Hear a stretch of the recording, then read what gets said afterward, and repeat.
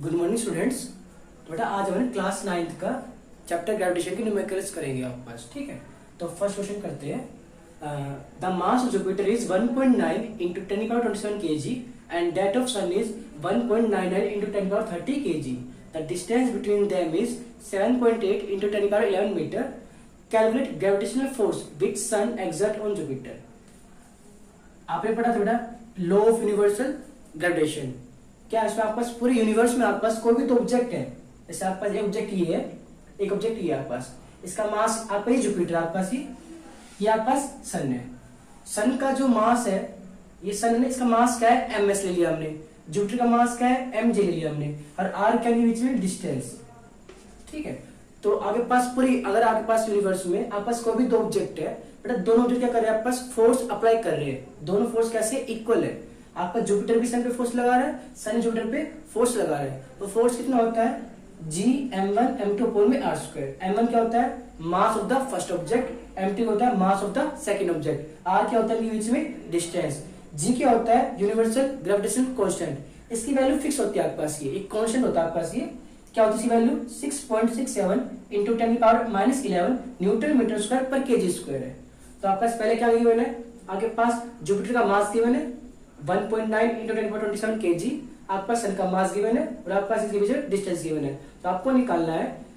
सन ने जुपिटर पे कितना फोर्स लगाया है, तो आप इससे निकालोगा F equal to G m1 m2 पर r स्क्वायर। अब यहाँ पे m1 क्या हो जाएगा mj,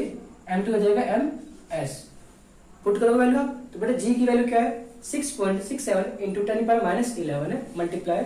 आपके पास जुपिटर का मास क्या है 1.9 into 10⁻27 मल्टीप्लाई, सन का मास क्या है 1.99 into 10⁻30 है, r स्क्वायर बेटा r की वैल्यू क्या है डिस्टेंस 7.8 10⁻11 का स्क्वायर है। हम इसका आंसर एप्रोक्सीमेट निकालेंगे, ठीक है।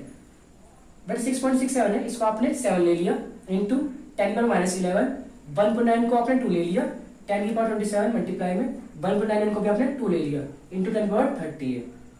7.8 है, राउंड ऑफ किया आपने 8 कर दिया इंटू 10⁻11 का स्क्वायर है, 7 2 जा 14, 14 2 जा 28 मल्टीप्लाई, ये देखो बेटा मल्टीप्लाई में 10 10 10, इन तीनों का बेस क्या है 10 10 है, तो पावर क्या होगी इनकी ऐड होगी। अगर आपके पास बेस सेम होता है आपके पास तो पावर क्या होती है आपके पास ऐड होती है, ये आपके पास एक्सपोनेंट में आता है आपके पास ये, तो 28 इंटू में -11 प्लस 27 प्लस 30 है बेटा, स्क्वायर है 8 का square 64 multiply power power multiply 11 2 जा 22, 7 आप कैसे दो 4 7 जा 4 1 जा 4 6 जा, तो 7 मल्टीप्लाई -11 प्लस 27 प्लस 30 क्या है सोल्व करके 46 अपॉन में 16 मल्टीप्लाई 10⁻22 है, दोनों का बेस सेम है, बस डिवाइड में पावर क्या होगी माइनस, तो 7 मल्टीप्लाई 46 माइनस 22 पावर अपॉन में 16, 7 इंटू में माइनस करने भी आएगा 24 अपॉन में 16, आप 7 को 60 से डिवाइड करो तो क्या आएगा 0.43 इंटू 10⁻24 न्यूटन फोर्स है ना। ये क्या आंसर है आपका जी अप्रोक्स में है, ठीक है, इसके आसपास आंसर आएगा, रियल आंसर आपके पास।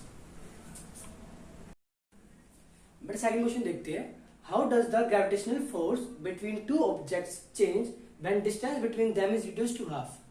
बेटा क्वेश्चन में लगा है कि अगर आपने दो ऑब्जेक्ट के बीच का डिस्टेंस आपने हाफ कर दिया तो फोर्स में क्या चेंज आएगा। तो पहले देखो आपके पास एक ऑब्जेक्ट m1 है, एक आपके पास m2 है, r के बीच में डिस्टेंस है, तो अगर आपको उसके बीच में फोर्स निकालना है ग्रेविटेशनल क्या होगा g m1 m2 अपॉन में r स्क्वायर। अब बोला बेटा आपके पास मास सेम है, आपके पास डिस्टेंस क्या होगा आपके पास आधा हो गया है, r से r/2 हो गया है, तो आपको न्यू फोर्स निकालना है, तो आपने ले लिया F1 ले लिया न्यू फोर्स, तो G M1 सेम है M2 सेम है, अब R क्या है R/2 का स्क्वायर है, तो G M1 M2 R का स्क्वायर R स्क्वायर 2 का स्क्वायर 4 है, ये 4 क्या है नीचे ऊपर जाके मल्टीप्लाई होगा, तो F1 क्या आ गया 4 G M1 M2 अपॉन में R स्क्वायर है। बेटा ये जो आपका G M1 M2 अपॉन में R स्क्वायर है, ये देखो वैल्यू क्या आपके पास ये F1 है, तो F1 क्या आ गया 4F। इसका मीनिंग क्या आपके पास जो फोर्स है ना आपके पास वो क्या हो गया 4 गुना 4 टाइम्स आपका चेंज आया, 4 टाइम्स क्या है एक्स्ट्रा आ गया पास, ये इंक्रीज हो गया पास ये। अगर मान लो आपके पास बेटा मास m1 हमने डबल कर दिया, अब क्या कर दिया हमने मास m1 डबल कर दिया हमने, बाकी सब सेम है। अब आपको निकालना है इसमें कि कितना चेंज आएगा आपके पास फोर्स में, तो पहले फोर्स तो यही है आपके पास, तो न्यू फोर्स क्या होगा F1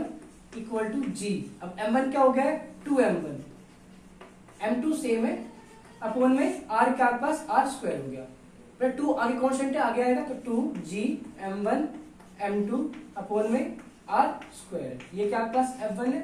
ये gm1 m2 अपॉन में आर स्क्वायर क्या आपके पास ये f है, तो क्या आ गया 2f। तो अगर आप किसी भी एक ऑब्जेक्ट का मास डबल करते हो तो फोर्स भी क्या आएगा आपके पास, डबल आएगा आपके पास, ये ट्वाइस आ जाएगा आपके पास। ये पहले क्या था f था पहले नॉर्मल कंडीशन में, अब अगर आपने मास डबल कर दिया तो फोर्स क्या आ गया, डबल आ गया आपके पास।